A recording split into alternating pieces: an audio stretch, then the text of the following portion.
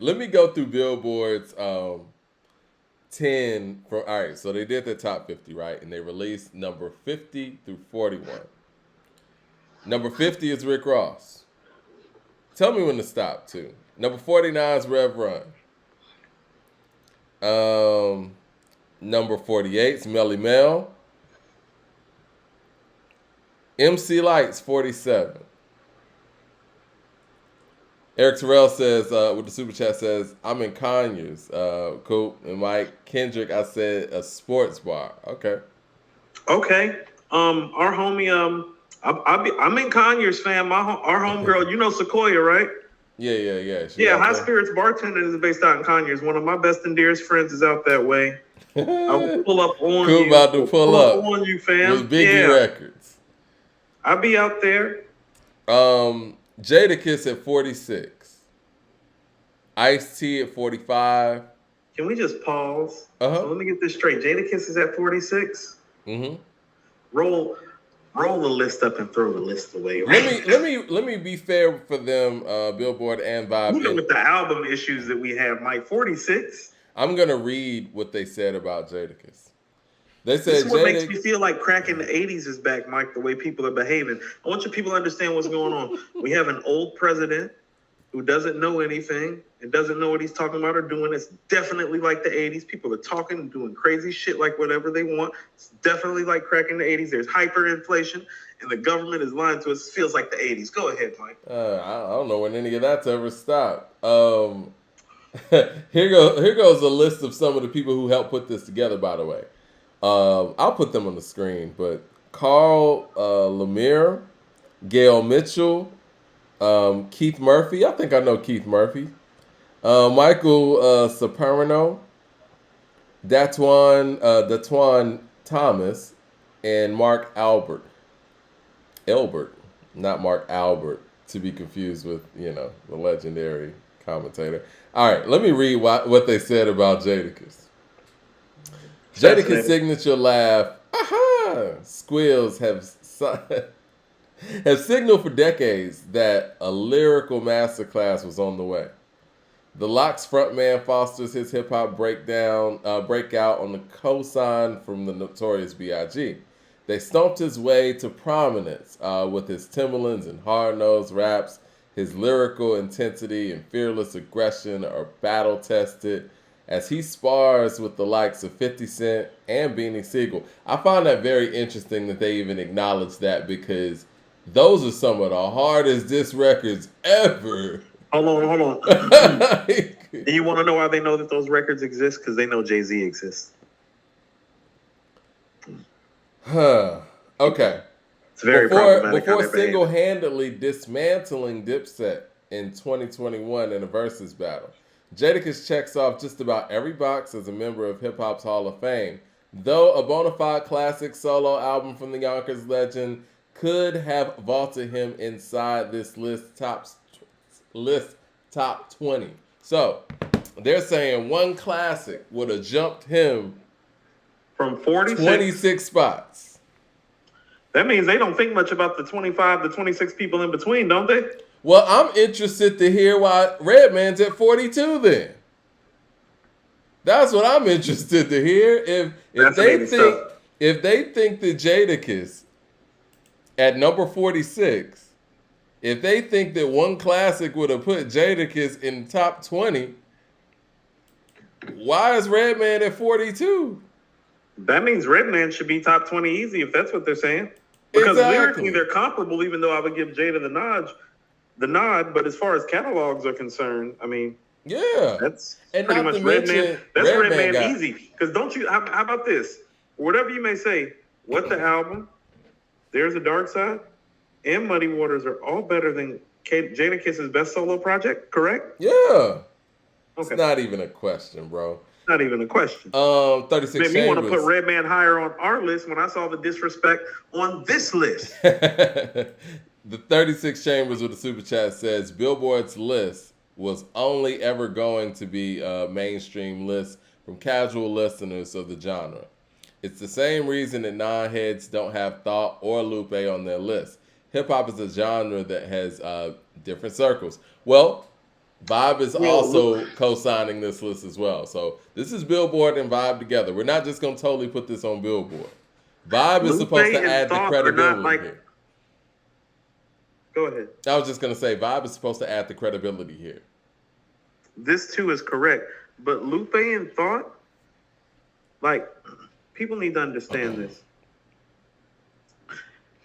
You have to have all the things that they have and have the records that people know the words to. It's part of the kit. You need it in the kit to get to the top of the mountain. Period. The Raisin Head with the super chat says, should Jay get more credit for his storytelling abilities because he draws from true experiences and not imagination? Being that we, search for the truth. What are Jay-Z's best storytelling songs? Meet the Parents. And that's where everyone's going to go first. But 99 Problems. Was that a storytelling song or storytelling moment? I actually love it because it's actually 3 different stories in one. And I love it when artists do stuff like that. And he's one of the people that is talented enough to do that. So, yes. He showed everything he could do on the Black Album. That's very I feel like Song Cry is a story, don't you? Yes. Yeah. No, he's got storytelling capability. He tells stories different. He uses his conversational ability to tell stories that aren't just like, okay. And he said this in an interview before. He said stories that impressed him were like the Scarface and Biggie, where it was more reality based. He wasn't trying to disrespect Slick Rick, but he was like, Slick Rick's stories are more like just built from imagination, right? And his stories are more so like this actually happened or could have happened. And so I think that his stories end up being more of a conversation where he's telling you like, this happened to me yesterday, even though it's not going to be like one of those, okay, at this point A, at this point B, at this point, he's going to be all over the place with it. How about this? He's not the, this is what I mean about the hustler in him. Okay, so he's not the detailed storytelling writer that a Biggie or a Nas are. You know what I'm saying? His contemporaries. Yeah. He's not that. He's the guy that like literally kind of stops you and grabs you by the shoulder before you walk up your stoop and it's like, yo, let me tell you this shit that happened to me right now. Right. Like, that's his storytelling mode. You know what I'm saying? Like, I love that, like, Biggie called himself, like, the rap Alfred Hitchcock because his stories are cinematic like that. It's appropriate. Jay shit isn't what I would call cinematic, and that's not to degrade it. It's real interpersonal, almost. It's almost like you don't get the stories from him because the stories are the most personal part because he's making it real to make the story real to you. He's like, no, if I'm going to tell you a story, I'm going to make it real for you, even if it's not real. So I think he doesn't delve into it often, but he's capable. Because it has to be real for him to actually execute it the way he wants to. You know what I mean? Yes. I'm interested to see what they had to say about Redman. I'm skipping over to 42 because of the comment that they made on Jadakiss, which I thought was they're all over the place already. Pretty certain. So number 42 of Redman, which is wild, said Redman's rugged yet humorous rhymes and infectious personality makes him one of hip hop's most beloved MCs. In fact, Reggie Noble led off Eminem's list. I knew they were going to go here. I knew this was going to be mentioned. In fact, Reggie Noble led off Eminem's list of the greatest MCs within the ladders of Pump Up Premium on Till I Collapse, with EPMD's Eric Sermon as a mentor. Redman, a.k.a. Funk Dr. Spot, exceeded expectations in 1992 when he debuted his studio album, What the Album. Became an instant hip-hop classic with its early use of funk samples and hilarious punchlines. Redman's popularity skyrocketed when he joined forces with Method Man in the late 90s and released the first of their 2 albums together in Blackout. They skipped over a lot there, which debuted at number 3 on the Billboard 200. Fans couldn't get enough of the weed-smoking, carefree duo's debauchery, which culminated in 2001's cult classic feature film How High, starring the pair and named after one of their enduring 90s hits. They literally just skipped right over Redman's career.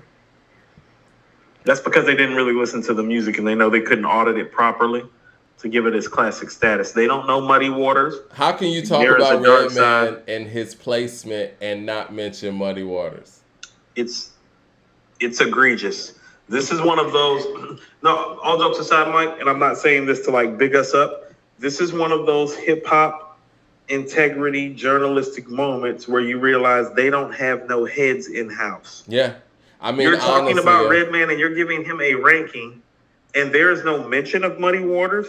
This is what I mean, even not about knowing your history. This is a man that literally, in a hoopty, tailed EPMD while they were on tour, just at the opportunity and thought of having a record deal. You get what I'm saying? Like the fact that you as journalists that are doing a ranking about 50 MCs, you know what I mean, in hip-hop's 50th year, that means it's a culture thing and a culture piece that you're doing. You're doing a 50 MCs list because it's hip-hop's 50th year.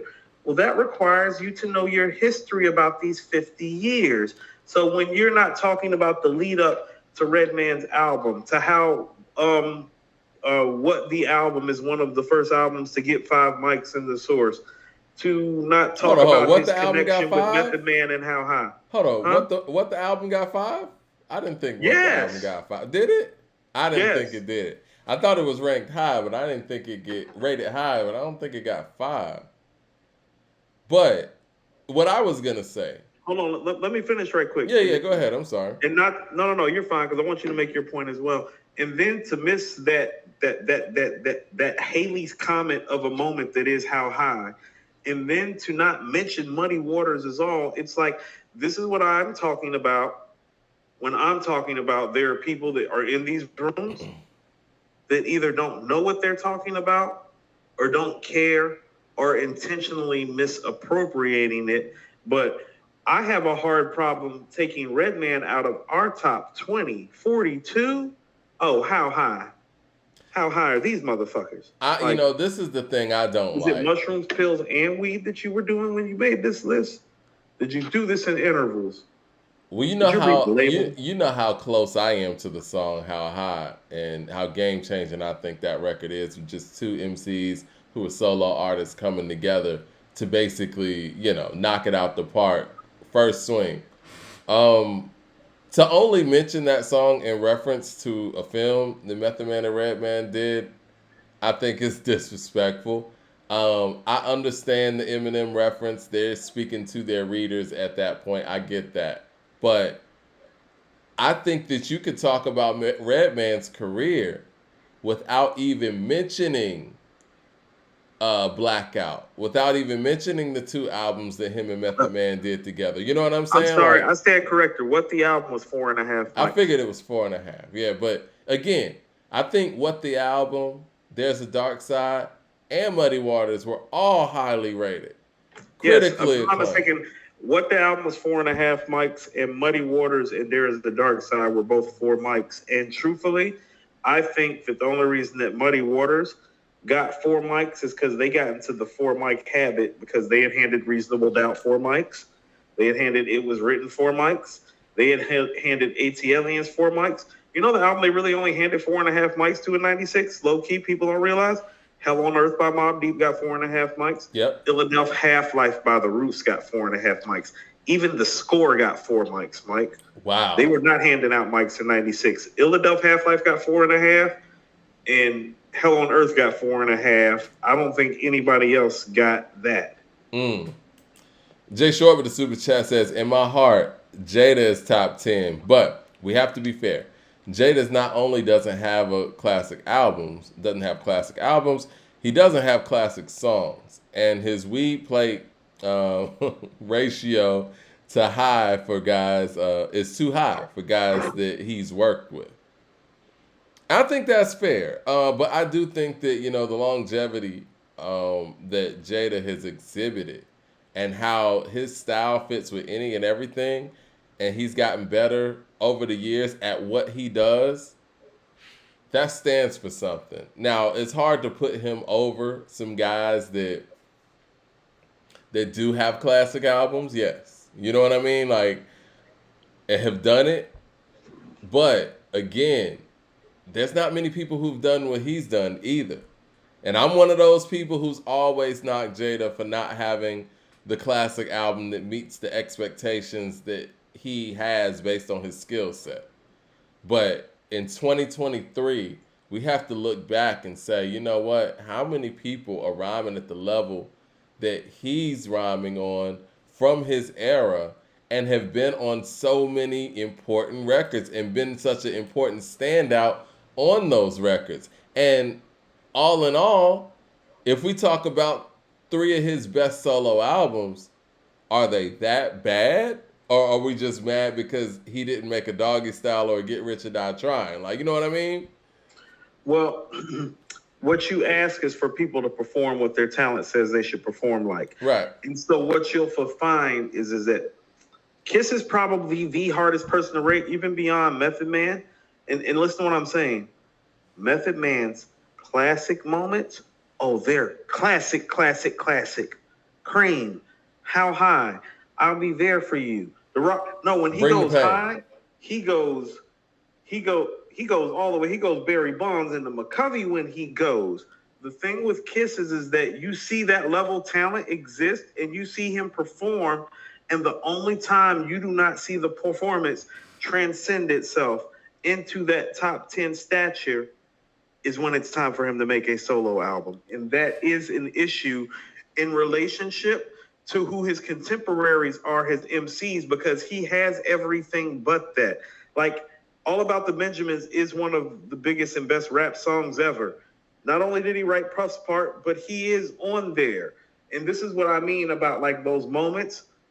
Well, even though he's on there and even though he wrote Puff's part, Big and Kim are the parts. You get what I'm saying? And it's funny you say that because I was going to say something similar, but I was going to go to Money, Power, and Respect. And I think he has a dope verse on there. He has the best lyrical verse on there. Yeah, but when that other guy comes in, you're like, I sneeze on tracks and bless you. I'm special. And if you like working out, then I'm going to stretch you. Hustling is dead, but we still make bread. Turn spots in the bakeries, to give back bread. Y'all said my money's dead, but it's in the feds. Because when the folks come, the dogs can't get a cent. My story is self-explanatory that I'm the hottest thing in the street. And y'all ain't got nothing for me. But when the other guy comes in, this is a beat that I could freak and just drop the real.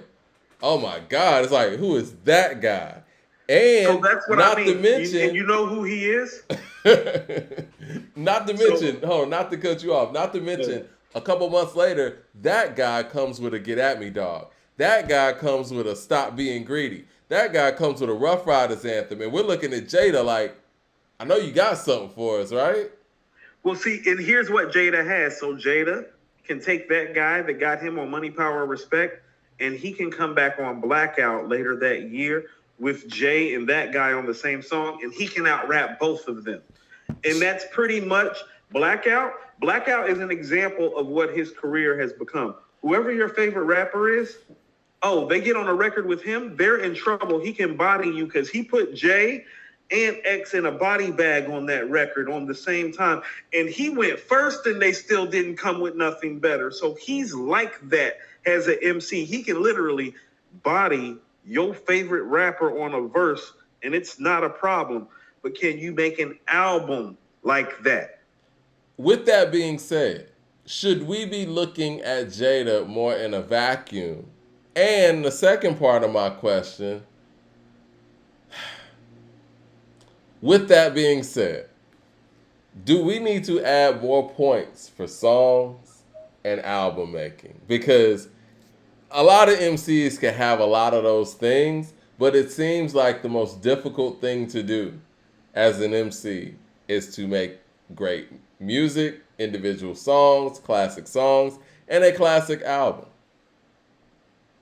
See, this is the thing. I think when you do that, when you give the album making part of it more credence, and this is where I went back to the voice thing. It's like, well, you got to think about all the components that go into making a great album. And so how can you say that, well, this album's great? It's like, well, you want to know It Takes a Nation Millions is great?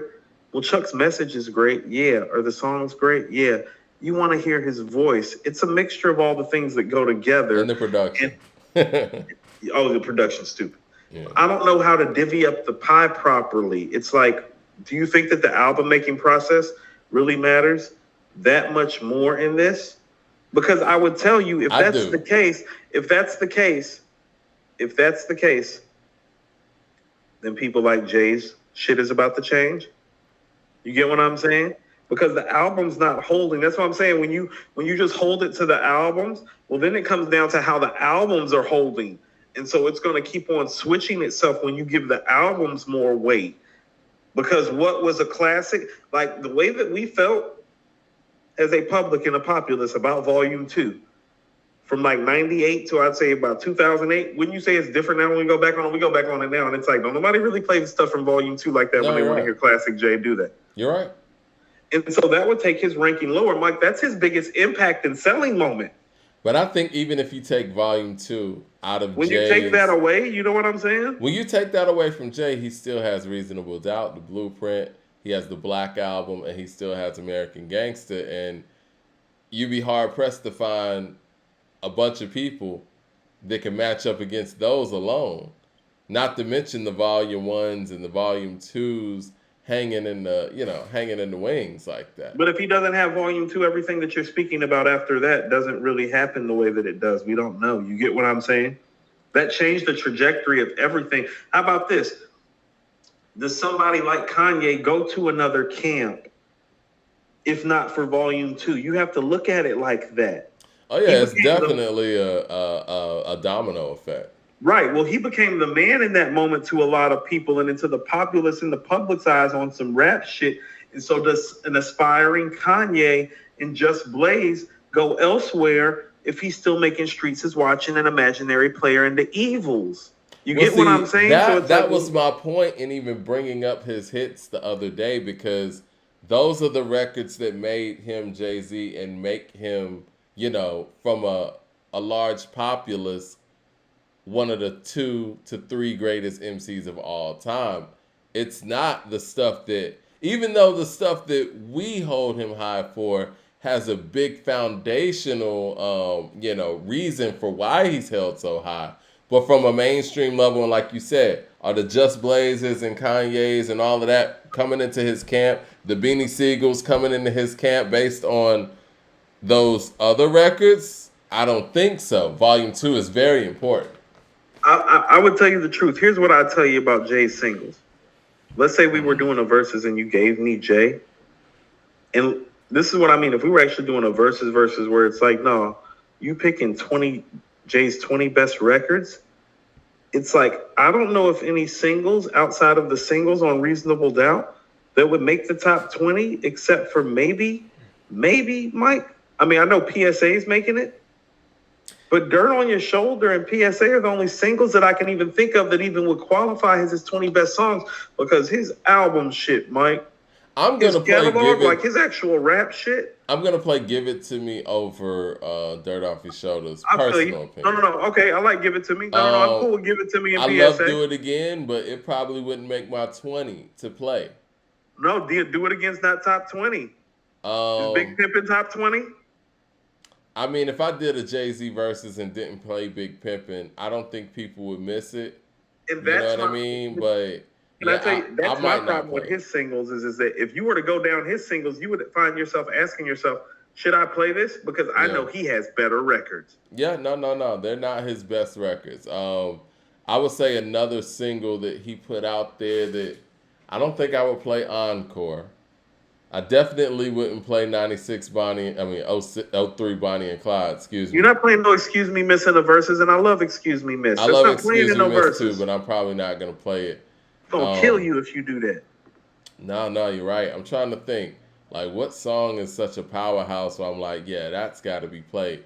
I mean, Song Cry is technically a single, but again, you talk about the big singles, you know what I'm saying? I would play Song Cry. I don't think Song Cry is one of his 20 best songs, though. I think depending on the situation, I might have Song Cry sitting there, like, as an alternate, depending on who I'm going against and what's being played. It might be a good matchup in that way, but yeah, it's not going to be one that I lead off. Okay, so This is what I mean about Jay's best stuff is not his singles. Anybody Jay would do a versus with would be somebody comparable to him. Mm-hmm. And when you look at the people comparable, if he were to play a Can I Get Her and a Hard Knock Life and a Money Cash Hose, a Nigga What, Nigga Who, like if he were to play that against Biggie and Tupac singles, blasted. Yeah, you're right. Right? A Nas or a Rakim fan is going to go to the rap shit, blasted. You feel what I'm saying? You play Can I Get Her? It's like, man, you better take this Nas is like. Same year. You get what I'm saying? It's like, oh, you playing Can I Get Her? Nas is like, we're done. You feel what I'm saying? So it's like his singles. Now, here's the thing with that shit. If you were to go to Big and Pop and be like, oh, well, how do you want it? It's like, oh, I don't know.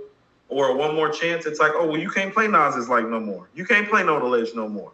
Because them records is big enough and strong enough and great enough that it's like, oh, well, now I got to play one of my big records. Now Nas got to play If I Rule the World. Well, If I Rule the World ain't better than One More Chance. It might be better than How Do You Want It? You feel what I'm saying? What does Jay play for? What does Jay play for?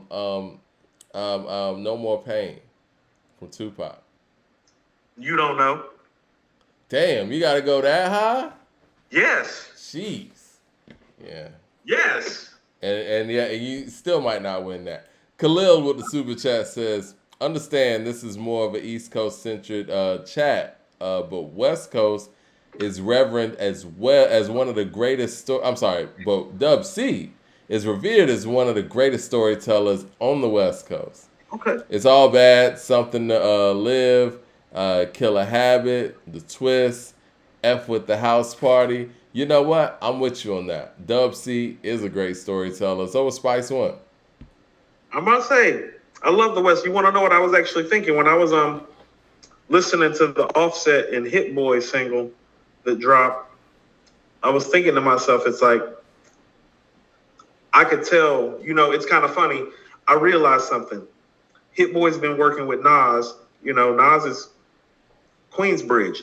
So Hit Boy's been on his rap shit. You know what I'm saying? Mm-hmm. But Hit Boy's from Cali. And when I heard the Offset Hit Boy record, I was like, yo, I hear the Cali in this. Yeah, I could definitely hear the Cali in that record too. I literally had a flashback, Mike. I used to live in a city called Corona in Riverside. So shout out to my West Coast people. I used to live in Corona, Circle City in Riverside. And I was thinking like, my homie Junior was an essay. He was like one of those like essays, like one of those Friday essays, like him and the homies was always hanging out front in the neighborhood, making the cars bounce and tricking, like doing all that Cali shit. It's like, I was like, the homie Junior, when I be pulling into the neighborhood, like from the bakery, I used to go to the bakery in the morning, go get some cannolis. A homie Junior in the essays would be playing something like this and like smoking some weed out front. You know what I'm saying? Mm-hmm. And then they play some Tupac and like tat somebody up or something. The essays out there is different.